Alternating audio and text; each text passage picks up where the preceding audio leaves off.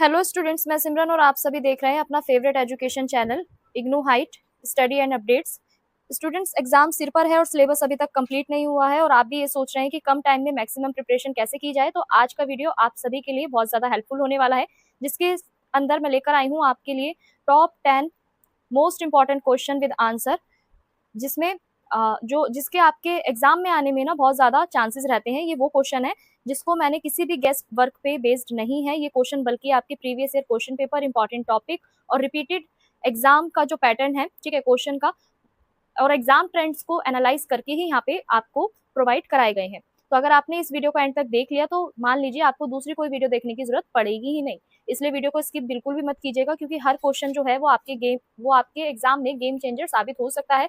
और अगर आप चैनल पे फर्स्ट टाइम विजिट कर रहे हैं तो चैनल को जल्दी से सब्सक्राइब कर दीजिएगा, बेल आइकन को प्रेस कर दीजिएगा, ताकि आपको आने वाली हर इंपॉर्टेंट वीडियो की नोटिफिकेशन सबसे पहले पहुंच जाए। और हाँ स्टूडेंट्स, आज की वीडियो में मैं आप सभी के लिए एक धमाकेदार गिव अवे भी लेकर आई हूँ।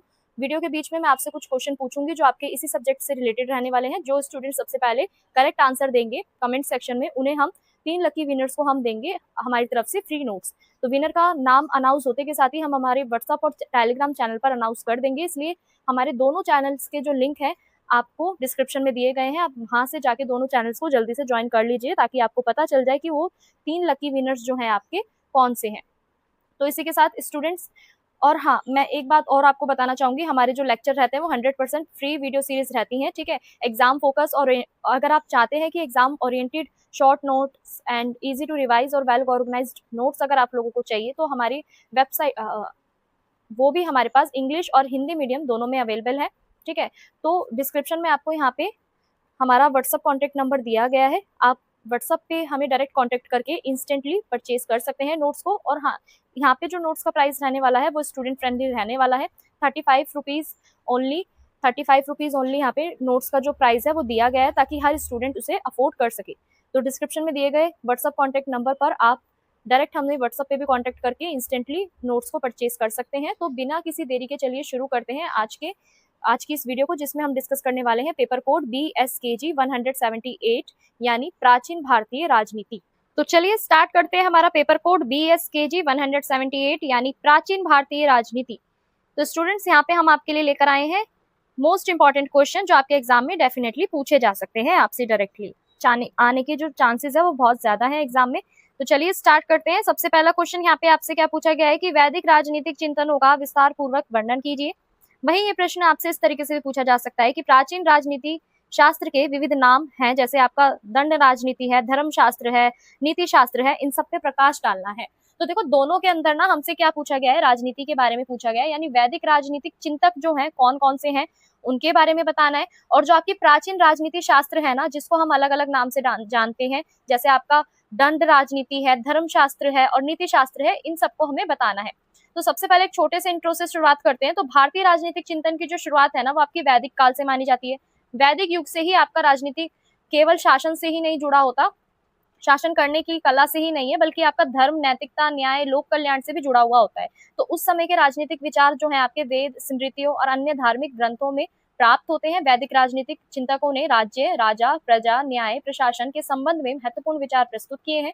इसी प्रकार प्राचीन भारतीय राजनीतिक शास्त्र को दंड नीति या फिर हम कह सकते हैं धर्म शास्त्र और नीति शास्त्र जैसे नामों से जाना जाता है। तो देखो भारतीय राजनीतिक चिंतन की शुरुआत कब से होती है, वैदिक काल से मानी जाती है, ठीक है। और वैदिक युग में ही आपका जो राजनीति केवल आपका शासन से जुड़ी हुई नहीं थी, बल्कि आपकी धर्म और नैतिकता और न्याय से भी जुड़ी हुई मानी जाती है।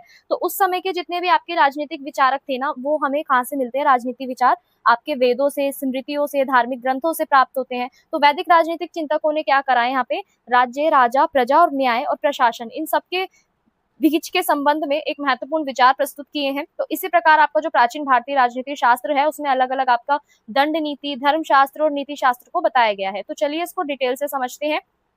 सबसे पहले हम पॉइंट नंबर 1 क्या कहता है कि वैदिक राजनीतिक चिंतन की प्रमुख विशेषताएं कौन कौन सी है।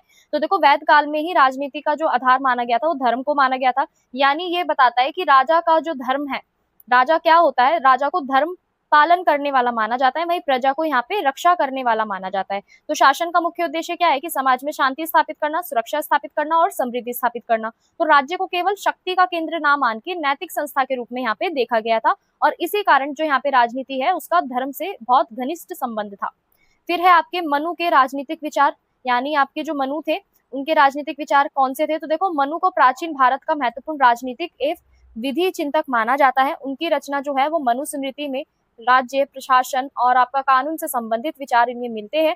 तो मनु के अनुसार जो राजा का जो कर्तव्य है, यहाँ पे राजा का प्रमुख कर्तव्य क्या है कि प्रजा की रक्षा करना और न्याय स्थापित करना। उन्होंने दंड व्यवस्था को यहाँ पे राज्य का महत्वपूर्ण अंग माना था और उनका विश्वास था कि दंड के भय से लोग अनुशासन में रहते हैं और समाज में आपकी व्यवस्था बनी रहती है। ठीक है, तो यहाँ पे जो आपका मनु स्मृति जो थी, यहाँ हम कह सकते हैं जो मनु थे, ये प्राचीन भारतीय राजनीतिक चिंतकों में से एक माने जाते हैं और इनका ऐसा मानना था कि व्यवस्था को बनाए रखने के लिए समाज में हमें दंड जो है वो बनाए रखना होगा, दंड व्यवस्था लागू करनी पड़ेगी, तभी समाज में लोग क्या होंगे, दंड के भय से अनुशासन में वो रहेंगे और समाज में व्यवस्था आपकी बनी रहेगी।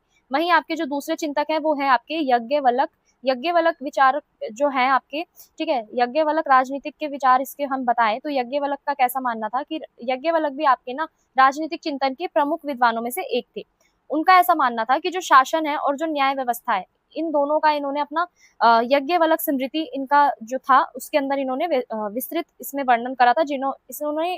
इन्होंने ये बताया था कि राजा को न्यायप्रिय, धर्मनिष्ठ और योग्य होने पर इसमें बल दिया था और उनके अनुसार राजा को मंत्रियों की सलाह लेकर ही शासन करना चाहिए। उन्होंने न्यायालयों तथा न्याय प्रक्रिया को भी महत्व दिया था। फिर आते हैं आपके अगले चिंतक जो है आपके शुक्राचार्य के राजनीतिक विचारों को देखें तो इनका ऐसा मानना था कि एक राज्य के संचालन के लिए आपका प्रशासन के बीच में जो अनेक विचार थे इन्होंने बताए थे। कौन कौन से थे कि इन्होंने ऐसा माना था कि राज्य जो है ना, राज्य का मुख्य उद्देश्य क्या होता है कि जनता का कल्याण करना। ठीक है, राजा को ईमानदार होना चाहिए, परिश्रमी होना चाहिए, प्रजा हितैषी होना चाहिए, तभी वहां की जो प्रशासनिक व्यवस्था है वो बनी रहेगी और प्रशासनिक अधिकारियों की नियुक्ति तथा उनके कर्तव्यों पे भी यहाँ पे प्रकाश डालना चाहिए। फिफ्थ पॉइंट है आपका वेदों के ऋषियों का योगदान। अब जो हमारे अलग अलग वेद है, जैसे आपका यज्ञ वेद है, यजुर्वेद है, सामवेद है, अर्थवेद है, इनके ऋषियों ने भी अपने राजनीतिक विचार प्रस्तुत किए थे। इनका ऐसा मानना था कि जो आपकी सभा है और जो समितियां हैं, इन्होंने इन सबका इसमें उल्लेख किया था। इनका ऐसा मानना था कि जो शासन है ना, शासन में जनता की भागीदारी होती है और इससे ये स्पष्ट होता है कि जो वैदिक काल में जो आपके परामर्श है, ठीक है, सामूहिक निर्णय, इसको सबसे ज्यादा महत्व दिया गया और इन संस्थाओं ने प्राचीन भारतीय लोकतांत्रिक परंपराओं को भी विकसित करने में योगदान दिया। वहीं अगर हम बात करें दंड नीति की अवधारणा की, तो देखो यहाँ पे दंड नीति क्या थी कि प्राचीन भारत में जो आपका राजनीति शास्त्र था ये सबसे पुरानी थी दंड नीति। ठीक है, दंड नीति इसलिए यहाँ पे लागू की गई थी ताकि राज्य में व्यवस्था बनी रहे और लोग दंड के भय से अपना कानून का उचित पालन करें। ठीक है, तो जितने भी हमारे प्राचीन चिंतक थे उनका यही मानना था कि अगर हमें समाज में से अराजकता को रोकना है फैलने से, तो हमें क्या करना होगा, दंड व्यवस्था को बनाए रखना होगा। इसीलिए राजा ने क्या करा वहां पे कि न्यायपूर्ण ढंग से ही दंड का उपयोग वहां पे करा ताकि उसके साम्राज्य में, उसके समाज में शांति, अनुशासन और सुरक्षा स्थापित रहे। फिर है आपका धर्मशास्त्र भी क्या है, राजनीति का ही एक महत्वपूर्ण अंग है या हम कह सकते हैं महत्वपूर्ण नाम है, जिसको हम धर्मशास्त्र के नाम से भी जानते हैं। देखो, धर्मशास्त्र जैसे आपको नाम से पता चल रहा है, इसमें राजा प्रजा कर्तव्य, न्याय और सामाजिक व्यवस्था के संबंधित जितने भी आपके नियम है ना, उनका वर्णन मिलता है। जैसे आपको नाम से पता चल रहा है कि इसके अनुसार धर्म के आधार पर ही चलाना है। इसके अनुसार क्या है, धर्मशास्त्र के अनुसार कि शासन को धर्म के अनुसार ही चलाना और राजा का दायित्व क्या था कि धर्म की रक्षा करे और प्रजा को न्याय प्रदान करे। इस प्रकार आपका जो धर्मशास्त्र जो है वो नीति को नैतिक आधार प्रदान करता है। फिर है आपका नीति शास्त्र की अवधारणा। नीति शास्त्र की अवधारणा की बात करें तो जितने भी आपके प्राचीन चिंतक है ना, वो राजनीतिक शास्त्र को नीति शास्त्र भी कहते हैं। क्यों कहते हैं? क्योंकि उनका ऐसा मानना है कि जो शासन की जो उचित नीतियां हैं और जो प्रशासनिक व्यवस्थाएं हैं, इसी से ही राजा के आचरण और कूटनीति और प्रशासन और लोकप्रिय सिद्धांतों का हमें क्या मिलता है, पता चलता है। इसका उद्देश्य क्या था कि राजा को सुचारू रूप से संचालित करना और जनता के हितों की रक्षा करने के लिए इसमें बताया गया था, वही आपका नीति शास्त्र कहलाया गया था। अब हम बात करते हैं इस प्रश्न के निष्कर्ष की। इस प्रश्न का निष्कर्ष क्या कहता है कि हम कह सकते हैं कि जो वैदिक काल के हमारे राजनीतिक चिंतक थे, इन्होंने भारतीय राजनीति को मजबूत करने, वैचारिक आधार प्रदान करने, मनु, यज्ञवल्क, शुक्राचार्य, वैदिक ऋषियों ने राज्य, शासन, न्याय और प्रजा के कल्याण के संबंध में महत्वपूर्ण विचार अपने प्रस्तुत किए हैं। साथ ही प्राचीन राजनीति को दंड नीति, धर्मशास्त्र, नीति शास्त्र के जैसे नामों से यहाँ पे माना गया है। तो ओवरऑल यहाँ पे क्या बताया गया है कि जो आपके जितने भी धर्मशास्त्र, नीति शास्त्र है, ये सारे ही क्या है, आपके राजनीतिक शास्त्र के अलग अलग प्राचीन नाम है, जिसने हमारी राजनीतिक परंपराओं को और भी ज्यादा समृद्ध बनाया है और उनका अध्ययन हमें आज भी करने को मिलता है। अगला जो प्रश्न है वो ये है कि धर्म के स्रोतों पर विकास डालिए। फिर ये प्रश्न आपसे इस तरीके से भी पूछा जा सकता है कि धर्म की प्रमुख विशेषता और उसका महत्व बताओ। तो देखो, सबसे पहले हम छोटा सा इंट्रो देंगे। प्राचीन भारतीय राजनीति एवं सामाजिक चिंतन में धर्म का अत्यंत महत्वपूर्ण स्थान रहा है। जैसा हम सभी को पता है, चाहे वो हमारी राजनीति हो, चाहे वो हमारा सामाजिक चिंतन हो, इसमें हमारा जो धर्म है इसका बहुत ज्यादा महत्वपूर्ण स्थान रहा है। केवल धर्म जो है केवल हमारे धार्मिक अनुष्ठानों तक सीमित नहीं होता, बल्कि ये व्यक्ति, समाज, राज्य, इन सबके आचरण को क्या करता है, नियंत्रित करता है, कंट्रोल करता है। इस सिद्धांत को ऐसा माना जाता है कि धर्म शास्त्रों में धर्म के स्वरूप, उसके सूत्र, सामाजिक राजनीतिक जीवन की भूमिका, इन सब का वर्णन हमें किसमें मिलता है, धर्मशास्त्र में मिलता है। तो चलिए समझते हैं इसको। पहला पॉइंट जो यहाँ पे आपका दिया हुआ है वो ये है, वेद। धर्म के प्रमुख स्रोतों में से एक है आपका वेद। वेदों से हमें पता चलता है, यहाँ पे हमें 4 वेद दिए गए हैं, ऋग्वेद, यजुर्वेद, सामवेद, अथर्ववेद। इनसे हमें क्या पता चल रहा है, हमें अपने धर्म के बारे में, कर्तव्य के बारे में, नैतिकता के बारे में और सामाजिक जीवन के बारे में हमें अनेकों सिद्धांत इससे मिलते हैं। और प्राचीन भारतीय चिंतकों ने भी वेदों को ईश्वरीय ज्ञान का सूत्र माना है। तो इसीलिए आपका जो धर्म का जो पहला सूत्र है, प्रमुख सूत्र, किसको बोला गया है, वेदों को बोला गया है, जिससे हमें नैतिकता, सामाजिक जीवन के बारे में पता चलता है। फिर आती हैं आपकी स्मृतियां, जो आपका व्यवहारिक स्वरूप को दर्शाता है धर्म के, जिसमें आपका सबसे पहले आती है मनु स्मृति, उसके बाद आती है आपकी याज्ञवल्क्य समिति। इन दोनों ने ही क्या करा है, धर्म के महत्वपूर्ण स्त्रोत्रों में से ये एक है, दोनों ही, ठीक है, मनुस्मृति भी और आपका याज्ञवल्क्य भी। तो इन ग्रंथों में ना आपके सामाजिक जीवन को, न्याय को और शासन को और व्यक्ति के कर्तव्यों का यहाँ पे विस्तृत वर्णन किया गया है, ठीक है। स्मृतियों ने वेदों की जो शिक्षाएं है ना, उनको सरल और व्यवहारिक रूप में प्रस्तुत किया है, ठीक है। तो इनके माध्यम से जो हमारे धर्म है ना, धर्मों के सिद्धांत को हम समाज में लागू करने का यहाँ पे प्रयास किया गया है। फिर है आपका सदाचार, श्रेष्ठ व्यक्तियों का आचरण इसमें बताया गया है, यानी समाज में जितने भी आपके विद्वान हैं, संत है, श्रेष्ठ व्यक्ति है, उनके आदर्श आचरण को यहाँ पे धर्म का आधार माना गया है। लोगों के व्यवहार और उनके जीवन मूल्यों का यहाँ पे अनुसरण करते हैं। फिर है आपका परंपराएं एवं प्रथाएं। परंपराएं, प्रथाओं की बात करें तो समाज में जितनी भी आपकी परंपराएं हैं, रीति रिवाज है, उन सबको भी क्या माना गया है, धर्म का सूत्र माने गए हैं, ठीक है। तो विभिन्न समुदाय में लंबे समय से प्रचलित आपकी सामाजिक प्रथाएं को धर्म का अंग माना जाता है। ये परंपराएं समाज की आवश्यकताओं और परिस्थितियों के अनुसार ही विकसित होती है। इनके माध्यम से सामाजिक जीवन में स्थिरता और एकता बनी रहती है। इसलिए धर्मशास्त्रों में आपका परंपराएं जो है उनका भी विशिष्ट महत्व है। फिर है आपका धर्मशास्त्र की प्रमुख विशेषताएं। अब कौन सी विशेषताएं धर्मशास्त्र की? सबसे पहली विशेषता ये है कि ये नैतिकता पे बल देता है, यानी मनुष्य को साहित्य, अहिंसा, दया, करुणा, संयम और आपका जो न्याय है, इन सारे गुणों को कौन सिखाता है? हमारा धर्म ही सिखाता है। यानी व्यक्ति के अंदर नैतिक मूल्यों को कौन बनाता है? धर्म बनाता है। तो धर्मशास्त्र की पहली भूमिका क्या है या विशेषता क्या है कि नैतिकता पे ये बल देता है।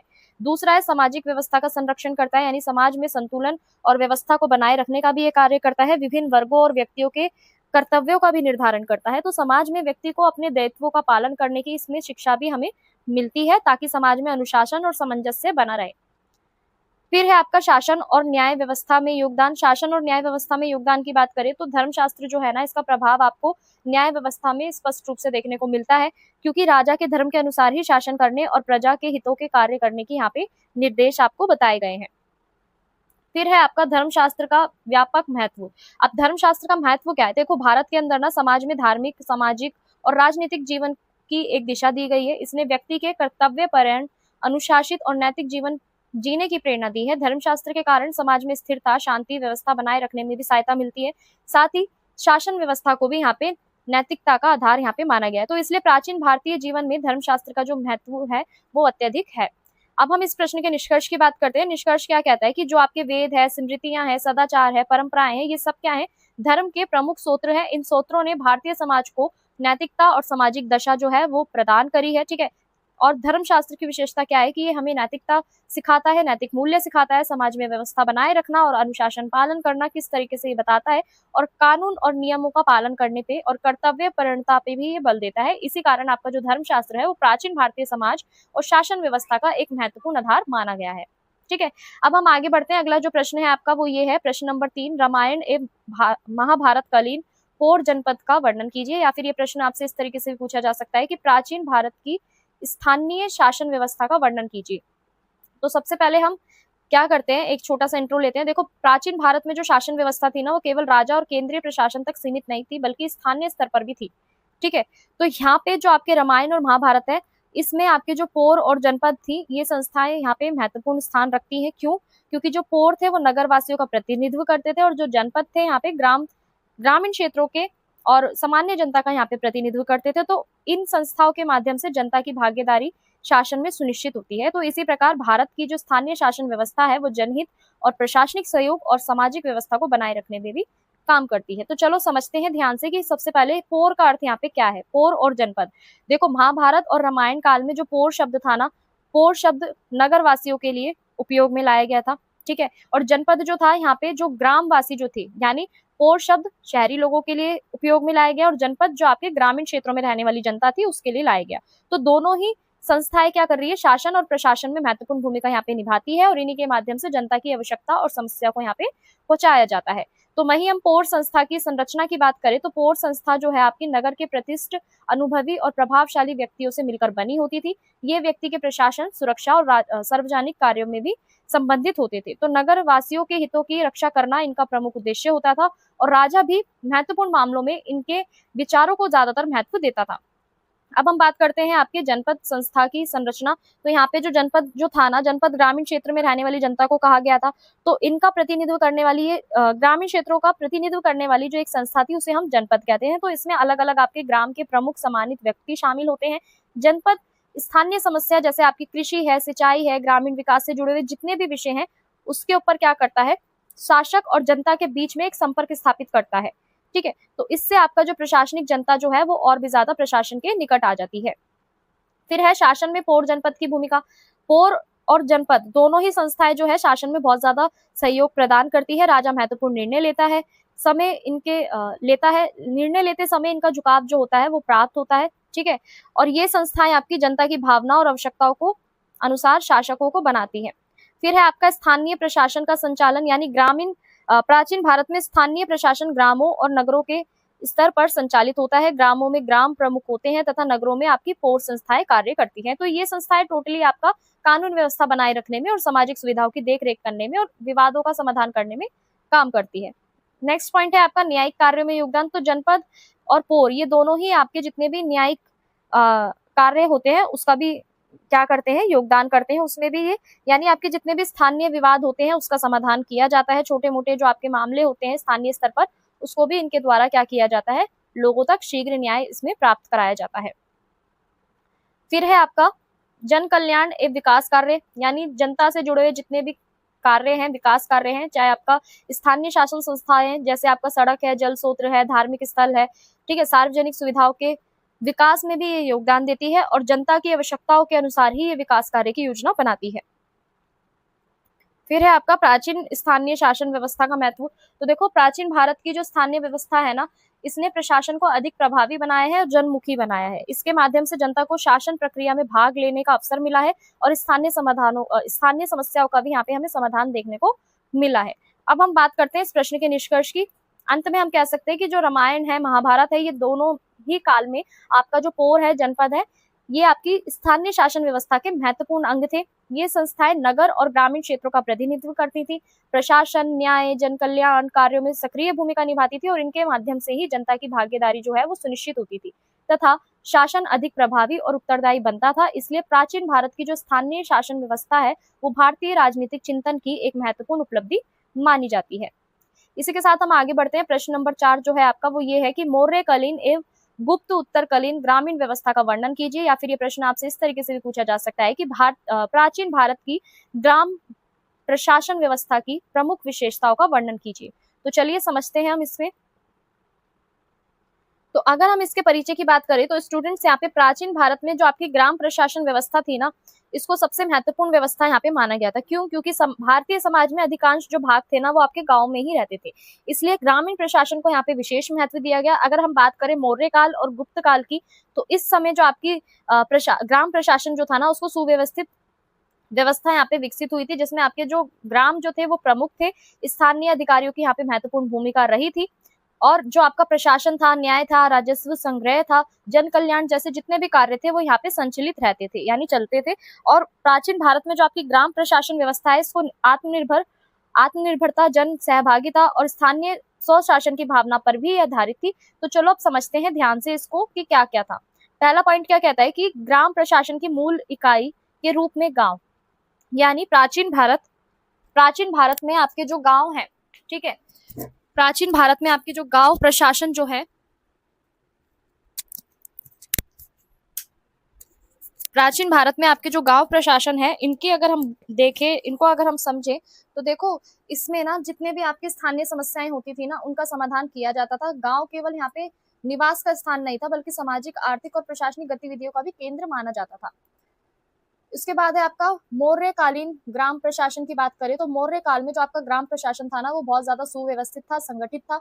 गांव के अंदर एक प्रमुख अधिकारी होता था जिसको यहाँ पे ग्रामिक कहा जाता था मौर्य काल में, ठीक है, जो प्रशासनिक कार्यों का संचालन करता था, यानी जितने भी आपके एडमिनिस्ट्रेशन से रिलेटेड वर्क होते थे वो यहाँ पे मौर्य काल में कौन चलाता था, ग्रामिक चलाता था, ठीक है।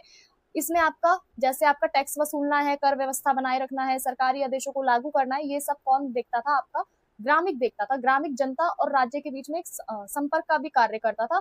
मौर्य शासकों ने ग्रामीण प्रशासन को मजबूत बनाने के लिए इस पे विशेष ध्यान दिया है।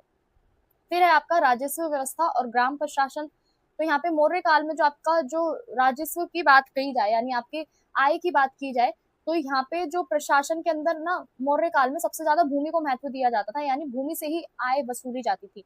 तो ग्रामीण स्तर पर जो कृषि का जो भूमि का लेखा जोखा होता था ना, वो किसानों से कर वसूला जाता था। प्रशासन यहाँ पे ये सुनिश्चित करता था कि जो आपकी कर व्यवस्था जो है वो कितने प्रभावी ढंग से संचालित होगी। इससे राज्य को आर्थिक स्थिरता पता चलती थी और राजस्व व्यवस्था ग्रामीण प्रशासन का भी यहाँ पे एक महत्वपूर्ण अंग था। अब हम बात करते हैं गुप्त उत्तरकालीन ग्रामीण व्यवस्था कैसी थी, यानी गुप्त काल में जो आपका ग्रामीण प्रशासन जो था, ग्राम प्रशासन, वो किस तरीके से था। तो यहाँ पे देखो गुप्त काल में क्या था कि गुप्त काल के अंदर ना आपका जो प्रशासनिक और सामाजिक कार्य थे वो दोनों ही चलाए जाते थे। ग्राम प्रशासन में स्थानीय प्रतिनिधियों की भागीदारी बढ़ती थी, इससे आपका स्वशासन की जो भावना है उसको भी प्रोत्साहन मिलता था।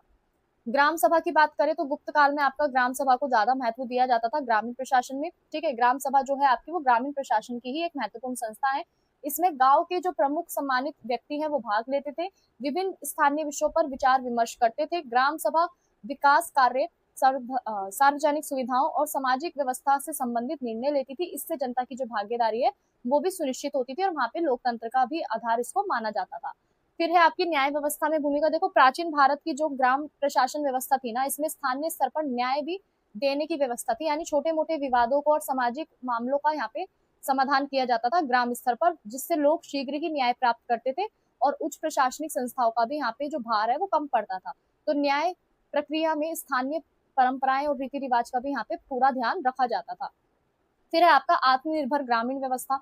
इसकी अगर हम बात करें तो प्राचीन गांव जो थे ना, हमारे अधिकतर आत्मनिर्भर होते थे। गांव में कृषि, पशुपालन, हस्तशिल्प और अन्य आवश्यक जितने भी आपके व्यवसाय होते थे वो मौजूद होते थे, ठीक है। ग्रामीण समुदाय जो होते थे वो अधिकांश आवश्यकताओं की पूरी स्वयं, उनकी जो आवश्यकताएं होती थी ना उसकी पूर्ति वो खुद ही कर लेते थे और आर्थिक स्थिरता और सामाजिक सहयोग की भी भावना यहाँ पे विकसित होती थी और आत्मनिर्भर ग्राम प्रशासन की ये प्रमुख विशेषताओं में से एक कहलाती थी।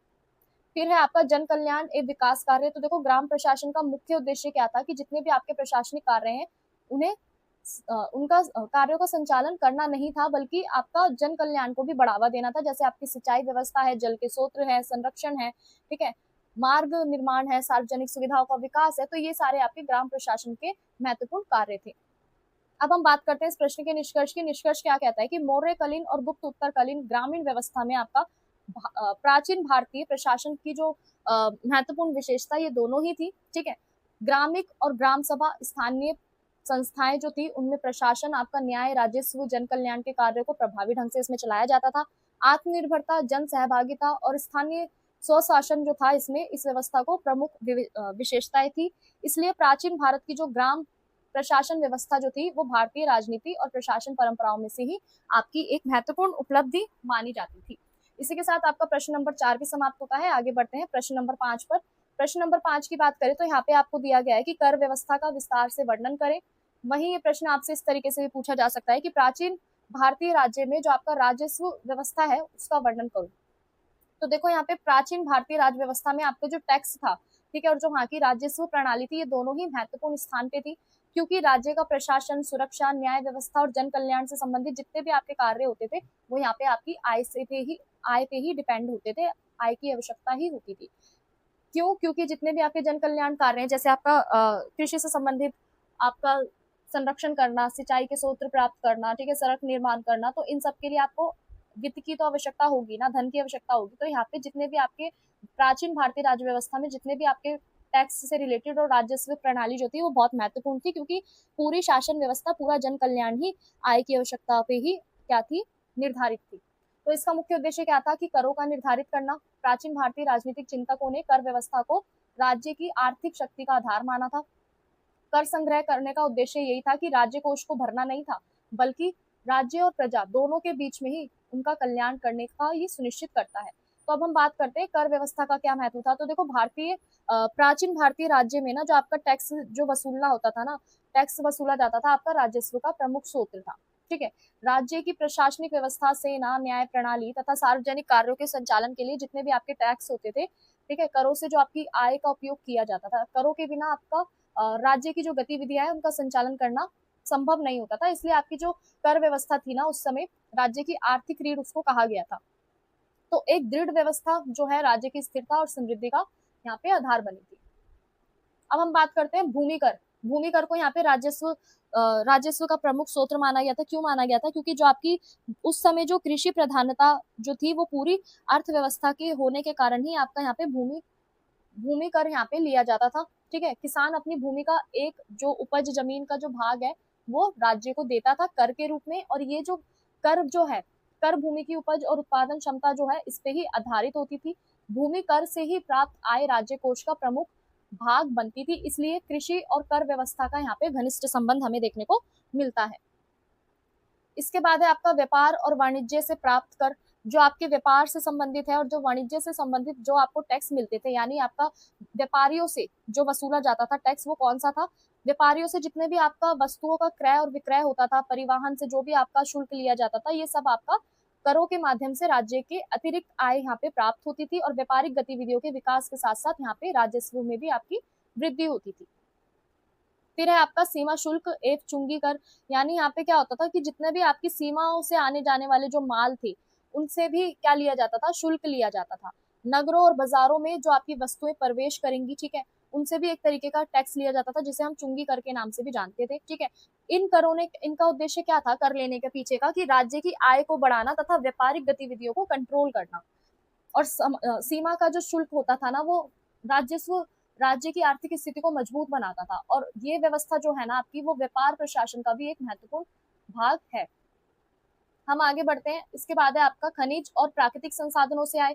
यानी प्राचीन भारतीय राज्य में जितने भी आपके कारखाने हैं, जितने भी वन है, जितने भी प्राकृतिक संसाधन है, वहां से भी आपका राजस्व प्राप्त किया जाता था। ठीक है, यानी खनिजों से जितने भी आपका उत्खनन होता था, वन संपदा का प्रयोग किया जाता था, और यहाँ से फिर आपके जितने भी संसाधन प्राप्त होते थे उनसे आय राज्य कोष में जमा की जाती थी, ताकि जो भी आपकी प्राकृतिक संपदा है उसको एक आर्थिक शक्ति यहाँ पे माना जाता था।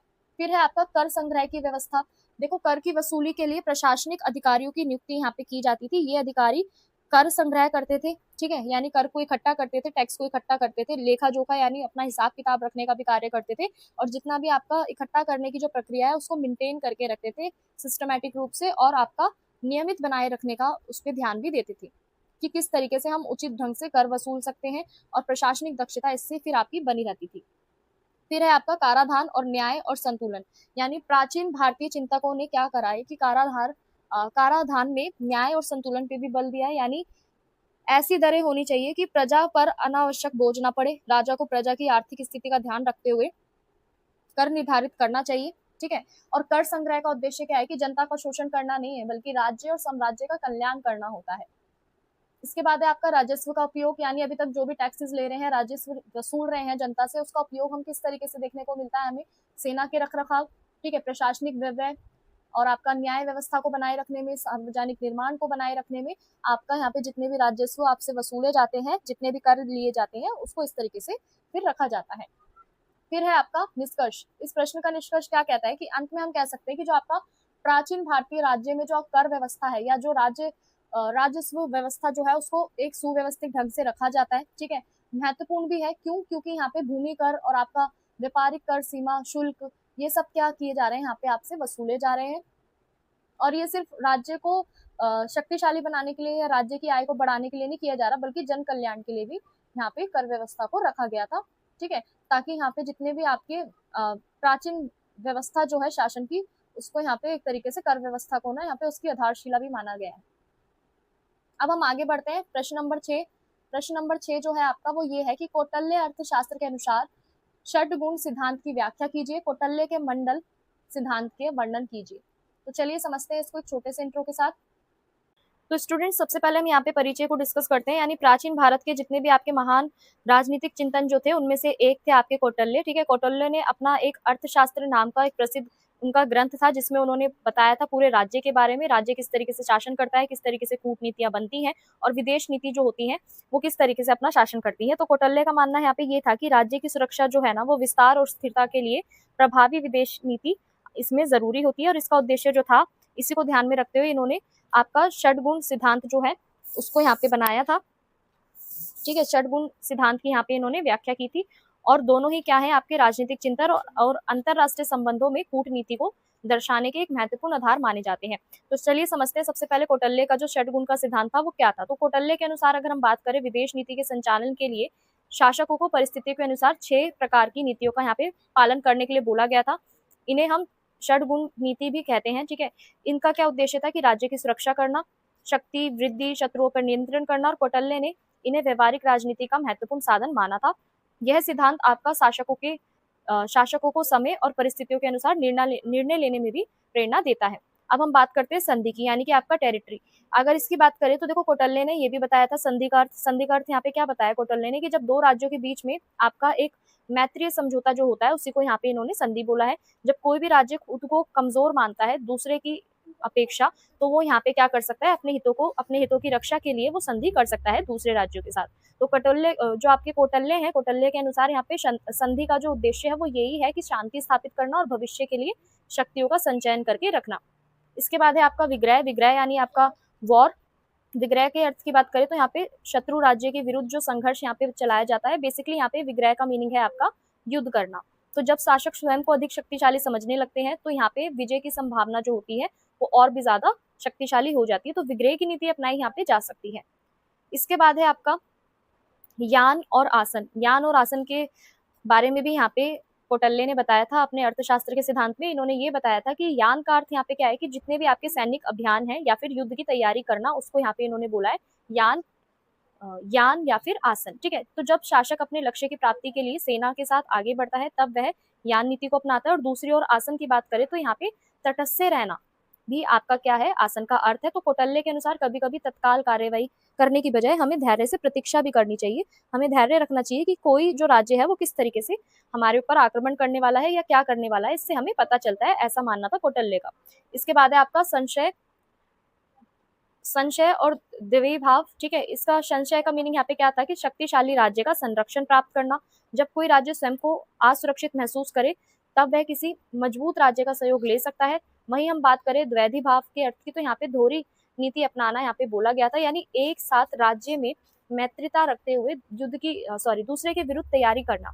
तो कौटिल्य ने यहाँ पे व्यवहारिक कूटनीति का महत्व बताया था। इसके बाद है आपका सिद्धांत मंडल का अर्थ। सिद्धांत मंडल के अर्थ की बात करें तो कौटिल्य का जो मंडल सिद्धांत जो है वो अंतरराष्ट्रीय संबंधों की व्याख्या भी करता है। इनके अनुसार क्या है कि जो प्रत्येक राज्य जो है ना, राज्य के चारों ओर अन्य राज्यों का एक मंडल या समूह होता है। इस मंडल में कुछ आपके जो राज्य होते हैं वो मित्र होते हैं, तो कुछ होते हैं ऐसे आपके शत्रु। तो शासकों को अपने पड़ोसी राज्यों के साथ स्थिति और संबंधों पर विशेषकर ध्यान रखना चाहिए। ठीक है, और साथ में अपनी नीतियां बनानी चाहिए। फिर है आपका मित्र और शत्रु की अवधारणा, यानी मंडल सिद्धांत के अंदर इन्होंने ये बताया था कि जितने भी आपके निकटवर्ती राज्य जो हैं यहाँ पे सामान्यतः उन्हें शत्रु माना जाता है। क्यों माना जाता है? क्योंकि उनके हितों का टकराव होने की संभावना यहाँ पे अधिक होती है। वहीं शत्रु का जो पड़ोसी राज्य जो है वो स्वाभाविक मित्र माना जाता है। क्यों माना जाता है? क्योंकि कौटिल्य ने अपने अंतरराष्ट्रीय संबंध को यहाँ पे यथार्थवादी दृष्टिकोण से समझाने का प्रयास करा है। उनका ऐसा मानना है कि राज्य अपने हित के अनुसार ही संबंध स्थापित करता है। फिर है आपका मंडल सिद्धांत। ठीक है, मंडल सिद्धांत के महत्व की बात करें तो देखो मंडल सिद्धांत का जो महत्व है ना वो प्राचीन भारतीय विदेश नीति का एक महत्वपूर्ण आधार है। ये राज्य को मित्र और शत्रु की पहचान करने में और उचित कूटनीति रणनीतियां बनाने में सहायता करता है। ठीक है, तो कौटिल्य ने यहाँ पे राष्ट्रीय हितों को सर्वोच्च महत्व दिया है। उसी के अनुसार संबंधों का निर्धारण करने की सलाह दी है। यह सिद्धांत आज भी अंतरराष्ट्रीय राजनीति और कूटनीति के अध्ययन में प्रासंगिक है। वहीं अगर हम निष्कर्ष की बात करें तो अंत में कहा जा सकता है कि कौटिल्य का जो षड्गुण का जो सिद्धांत था वो मंडल सिद्धांत प्राचीन भारतीय राजनीतिक चिंतक की महत्वपूर्ण उपलब्धियां हैं। षड्गुण सिद्धांत विदेश नीति के 6 प्रमुख उपायों की व्याख्या करता है, जबकि आपका मंडल सिद्धांत जो है वो राज्यों के पारस्परिक संबंध को स्पष्ट करता है। तो दोनों सिद्धांत राज्य की सुरक्षा, शक्ति वृद्धि और आपकी राष्ट्रीय हितों की रक्षा पे आधारित होता है। इसलिए कौटिल्य के ये जो विचार हैं वो आज भी हमारे राजनीतिक विज्ञान में और अंतरराष्ट्रीय संबंधों में हमें स्टडी करने में, अध्ययन करने में महत्वपूर्ण सिद्धांत रखते हैं। वहीं आपका अगला जो प्रश्न है वो ये है कि अंतरराष्ट्रीय राजनीति के सिद्धांत में जो मंडल जो है, ठीक है, उस पर प्रकाश डालिए। या फिर ये प्रश्न आपसे इस तरीके से फिर से पूछा जा सकता है कि कौटिल्य का जो अर्थशास्त्र के अनुसार षड्गुण का जो सिद्धांत है वो क्या है। तो ये मैं आपको पहले ही एक्सप्लेन कर चुकी हूँ ऊपर क्वेश्चन नंबर 6 में, तो इसलिए मैं इसको स्किप कर रही हूँ, लेकिन आप एक बार इसको पढ़ लीजिएगा, ठीक है। सेम सारा इसमें कंटेंट वही है जो मैंने अभी आपको क्वेश्चन नंबर 6 में एक्सप्लेन करा है। अब हम बात करते हैं क्वेश्चन नंबर 8 की। क्वेश्चन नंबर 8 में आपको बोला है मौर्यकालीन और गुप्त उत्तरकालीन ग्राम व्यवस्था का वर्णन कीजिए, और मौर्यकालीन में जो आपका प्रशासन था उसकी विशेषताएं कौन कौन सी थी। तो इसको भी स्टूडेंट्स हम ऊपर समझ चुके हैं, फिर भी मैं आपको एक बार शॉर्ट में एक्सप्लेन कर देती हूँ। तो देखो, मौर्य साम्राज्य जो था ना वो प्राचीन भारत का सबसे विशाल और संगठित साम्राज्य माना जाता था, जिसमें आपका चंद्रगुप्त मौर्य, बिंदुसार, अशोक सम्राट और जितने भी आपके शासक थे ना वो एक दृढ़ प्रशासन व्यवस्था का यहाँ पे उन्होंने निर्माण करा था। मौर्य काल में आपका जो केंद्रीय प्रशासन है ना उनके साथ साथ आपका ग्रामीण प्रशासन भी सुव्यवस्थित था। गुप्तोत्तर काल में स्थानीय संस्थाओं और ग्रामीण प्रशासन को ज्यादा महत्व दिया जाता था। इन व्यवस्थाओं का जो मुख्य उद्देश्य था वो यही था कि प्रभावी बनाना और आपका जितना भी टैक्स वगैरह है उनको संग्रहित करना और जनता के कल्याण के लिए कार्य करना। तो यहाँ पे अगर हम इस प्रश्न के मुख्य भाग की बात करें तो देखो यहाँ पे दृढ़ केंद्रीय प्रशासन हमें देखने को मिलता है। यानी मौर्य काल का जो प्रशासन काल था इसमें आपको इसमें ना संगठित देखने को मिलता है, ठीक है, संगठित। और साथ में आपको सम्राट का जो शासन जो है उसमें सम्राट ही आपका यहाँ पे सर्वोच्च अधिकारी होता है। वही प्रांत और जिलों की प्रशासनिक व्यवस्था की बात करें तो विशाल मौर्य साम्राज्य को यहाँ पे प्रशासनिक सुविधाओं के लिए प्रांतों में विभाजित किया गया। प्रत्येक प्रांत जो है यहाँ पे प्रशासन राजकुमार या उच्च अधिकारी द्वारा संचालित किया जाता है। प्रांतों के अंतर्गत जिले जो हैं आपके वो छोटी प्रशासनिक इकाइयां होती है। इससे शासन को स्थायी स्तर तक प्रभावी ढंग से पहुंचाने में सहायता मिलती है। तो यही आपका प्रशासनिक विकेंद्रीकरण के कारणों का जो कार्य है आपका संचालन जो होता है इसमें सुचारू रूप से होता है। वहीं बात करें ग्राम प्रशासन की महत्वपूर्ण भूमिका की, तो मौर्य काल में आपका जो गांव का जो प्रशासन था ना, गांव प्रशासन की सबसे छोटी और महत्वपूर्ण इकाई यहाँ पे माना गया था। गांव का संचालन कौन करता था, यहाँ पे ग्रामीक नाम का अधिकारी करता था। ग्रामीक जो था आपकी वो स्थानीय समस्याओं का समाधान करने तथा कर को संग्रह करने और कानून व्यवस्था को बनाए रखने का भी यहाँ पे ये कार्य करता था। राज्य और ग्रामीण जनता के बीच में जो एक संपर्क जो है उसको भी बनाए रखने में सहायता करता था। तो इसी तरीके से आपकी यहाँ पे ग्राम व्यवस्था चल रही थी।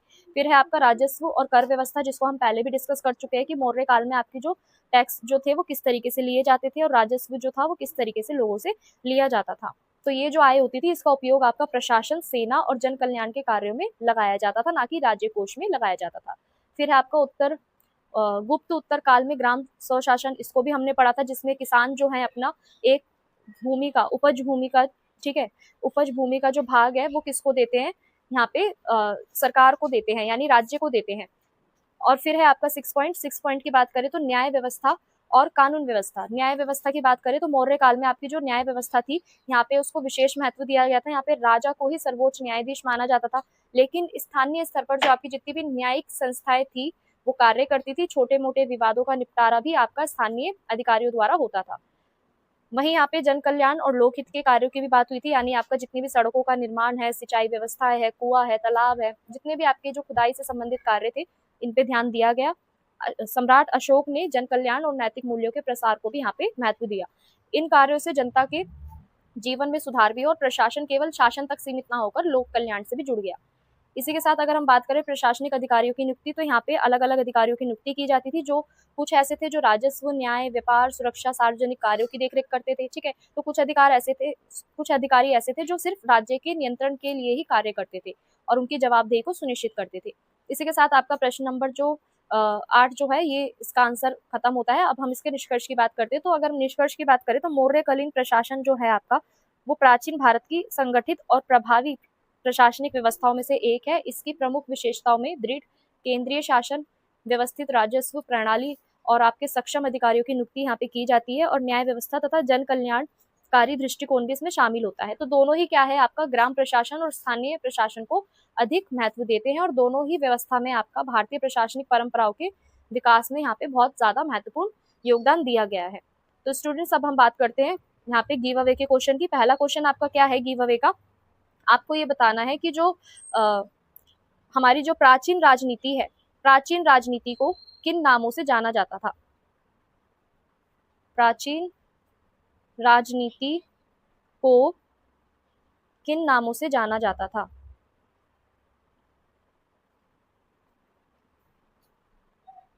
किन नामों से जाना जाता था, ठीक है। पहला क्वेश्चन गिव अवे का ये है। दूसरा क्वेश्चन आपका क्या है कि कौटिल्य का अर्थशास्त्र सिद्धांत जो था वो किस पे था, ठीक है। कौटिल्य का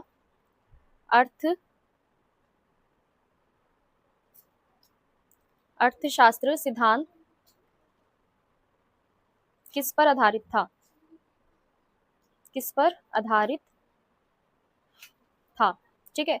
तीसरा क्वेश्चन आपका ये है कि गुप्त काल और मौर्य काल में जो आपका जो ग्राम व्यवस्था थी वो कैसी थी।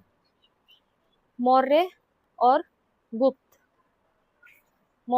काल में आपका मौर्य और गुप्त काल में आपकी ग्राम व्यवस्था जो थी वो कैसी थी, ठीक है। तो ये थे आपके गिव अवे के 3 क्वेश्चन। तो स्टूडेंट्स, इसी के साथ आज का जो वीडियो है वो यही समाप्त होता है। तो आई होप कि आपने ये जो top 10 most important question with answer है, आप सभी ने इन सभी क्वेश्चन को ध्यान से समझा होगा, पढ़ा होगा, और आप बिल्कुल अपने एग्जाम में इन क्वेश्चन को पढ़ने के बाद कॉन्फिडेंट फील करेंगे, और डेफिनेटली आपके जो मार्क्स हैं गेन होंगे ही होंगे। मुझे उम्मीद है कि आज की वीडियो आप सभी के लिए बहुत ज़्यादा हेल्पफुल रही होगी। अगर आपको वीडियो पसंद आई हो तो वीडियो को लाइक कीजिए, चैनल को सब्सक्राइब कीजिए और शेयर करना ना भूलें। और गिव अवे के जो क्वेश्चन है, ठीक है, आप हमें उनके आंसर कमेंट सेक्शन में लिख सकते हैं, ज़रूर लिखिएगा। हो सकता है अगले फ्री नोट्स के विनर आप ही हो, तो हमारे व्हाट्सअप और टेलीग्राम चैनल को आप ज्वाइन करना ना भूलें, क्योंकि गिव अवे के विनर्स की इन्फॉर्मेशन सबसे पहले आपको यहीं पर ही मिलेगी। तो मिलते हैं अगली धमाकेदार एग्जाम फोकस वीडियो में। तब तक के लिए keep learning, keep growing and exam में फुल कॉन्फिडेंस के साथ परफॉर्म करो। Thank you so much for watching.